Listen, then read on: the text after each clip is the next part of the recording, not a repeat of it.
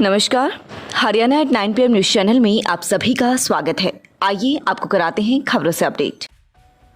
एलनाबाद चुनाव में उड़ी नियमों की धज्जियां, बोझ पड़ा जनता पर, खरखुदा में बोली सुनैना चौटाला। इनेलो महिला प्रदेश महासचिव सुनैना चौटाला ने कहा कि एलनाबाद चुनाव में चुनाव आयोग द्वारा खर्च राशि को तय किया जाता है, लेकिन जिस तरह वहां पर पैरामिलिट्री फोर्स व अन्य खर्चे चुनाव में किए गए हैं वह नियमों का सरासर उल्लंघन था। इन खर्चों का आम जनता पर बोझ पड़ता है। पेट्रोल और डीजल के दामों में बढ़ोतरी करके जनता पर बोझ डाला जाता है। इस तरह देश तरक्की नहीं कर सकता। शिक्षा, स्वास्थ्य व सुरक्षा की सरकार द्वारा गारंटी दी जानी चाहिए, लेकिन शिक्षा के नाम पर सरकारी स्कूलों को बंद किया जा रहा है और निजी स्कूलों को बढ़ावा दिया जा रहा है। स्वास्थ्य के नाम पर सरकारी अस्पतालों में चिकित्सकों व दवाइयों की कमी हो गई है। इसी तरह सुरक्षा के नाम पर आज बहन बेटियों के साथ बलात्कार व अन्य घटनाएं घट रही हैं। उन्होंने कहा कि अब सरकार द्वारा बुजुर्गों की पेंशन काटने का भी काम किया जा रहा है। यदि किसी परिवार की 1.5 लाख रुपए की आय है तो उस परिवार के बुजुर्ग को पेंशन न देने का फैसला सरकार द्वारा लिया गया है, जबकि बुजुर्गों के सम्मान में पेंशन योजना लागू की गई थी। बुजुर्गों के सम्मान के लिए प्रदेश के लोगों को एकजुट होना होगा। वह अपने कार्यकर्ता रणबीर की पत्नी कमला की 17वीं पर गाँव कुंडल में पहुंची थी। कहना चाहती हूँ कि मौजूदा जो सरकार है वो हर तरीके से, चाहे वो नौकरियों को ले लो, बेरोज़गारी इतनी बढ़ गई है। उसके बाद अगर आप जैसे कहते थे समान विकास समान अधिकार, उसमें देखो अब डीसी रेट्स पे भी कैटेगराइजेशन कर दिया गया है, ABC।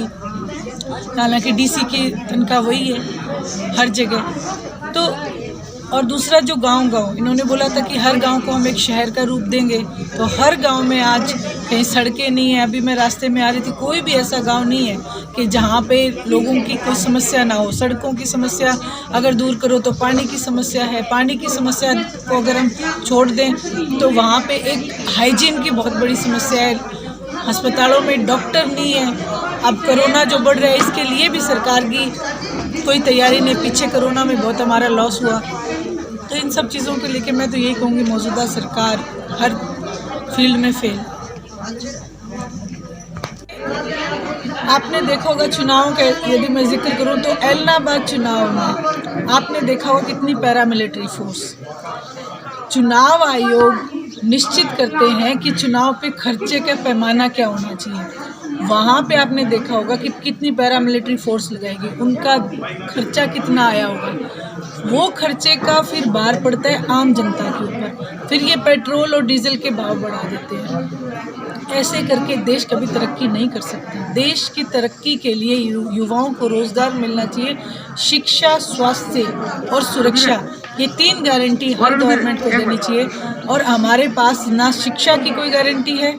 शिक्षा के नाम के ऊपर सरकारी स्कूल हमारे बंद किए जा रहे हैं, प्राइवेटाइजेशन किया जा रहा है। सुरक्षा के नाम के ऊपर आए दिन बहन बेटियों के साथ बलात्कार, अत्याचार जैसी घटनाएं हो रही हैं। और स्वास्थ्य के नाम के ऊपर इन्होंने हॉस्पिटल्स के अंदर से कोई फैसिलिटीज़ इन्होंने गायब कर रखी है। डॉक्टर्स भी पूरे नहीं हैं। तो ये गवर्नमेंट सिर्फ और सिर्फ एक दिखावा करती है कि हम ये देंगे, बेटी बचाओ बेटी पढ़ाओ।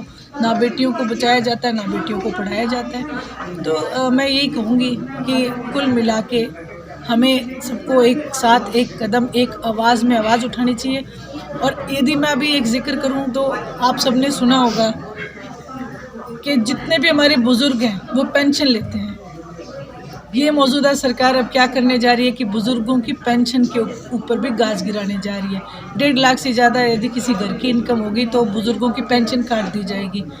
तो ये जो बुज़ुर्गों का सम्मान है, इसके लिए भी मैं पूरे हरियाणा प्रदेश से गुजारिश करूँगी कि हमारे बुज़ुर्गों को सम्मान मिलता रहना चाहिए।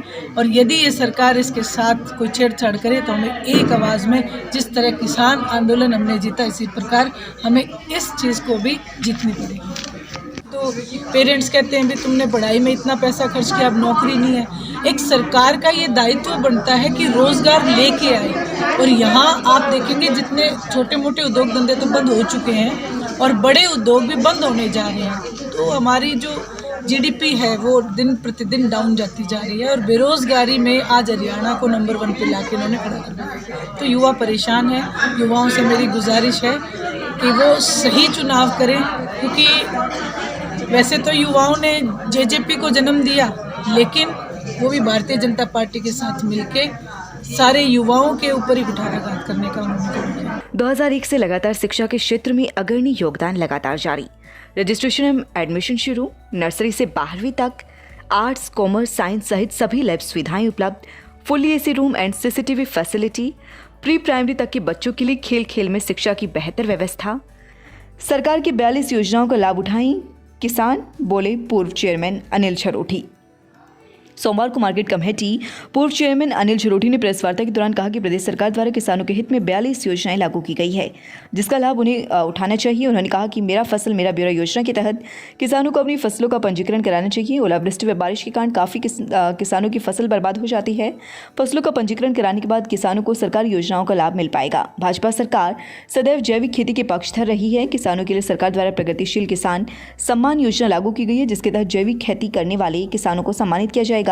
फसलों में अधिक उत्पादन के लिए उद्देश्य से किसान रासायनिक खेती करते हैं, जिसके कारण कई गंभीर बीमारियों ने जन्म लिया है। इसलिए जैविक खेती ही हमारे स्वास्थ्य के लिए अति उत्तम है। किसानों को सरकार द्वारा दी जाने वाली विभिन्न योजनाओं का लाभ उठाना चाहिए, ताकि उन्हें अपनी फसलों में नुकसान न उठाना पड़े। इस मौके पर खरखुदा मंडल अध्यक्ष सुनील पांचाल, रोहट मंडल अध्यक्ष शिव कुमार फतेहपुर, विनोद कुमार आदि मौजूद रहे। आज का विषय हमारा किसानों का है कि भी भाजपा सरकार द्वारा किसानों के लिए अनेक जन कल्याण योजनाएं चलाई हुई हैं।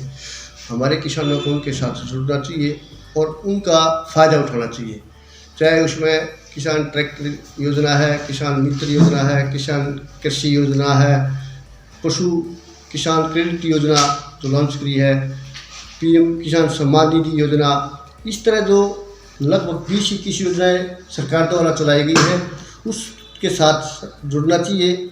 और एक नया विषय जो फसल मेरा ब्यौरा, उस पर हमारे किसानों को ज़रूर पंजीकरण करवाना चाहिए, क्योंकि पिछले सीजन में भी हमारे क्षेत्र में बहुत भारी ओलावृष्टि से किसानों को काफ़ी नुकसान हो गया था।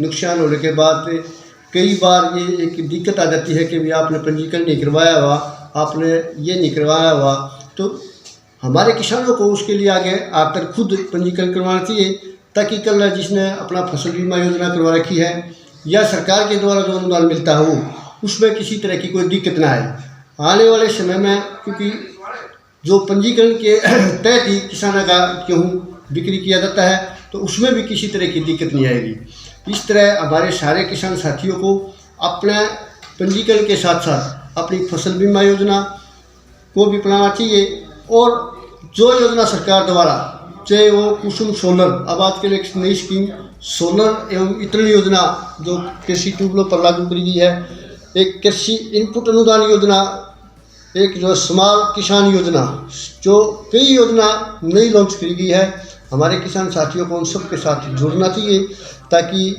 आने वाले समय में किसान उनसे जुड़कर योजनाओं का लाभ उठा सके, ताकि समर्थ किसान हमारा बन सके। भाजपा सरकार शुरू से ही जैविक खेती के पक्ष कर रही है और हमेशा से ही इस पक्ष का हम करते रहते हैं। जैविक खेती को प्रोत्साहन करने के लिए भाजपा सरकार ने एक प्रगतिशील किसान सम्मान योजना लागू की है, जिसके फॉर्म 15 जनवरी तक सबमिट किए जा सकते हैं।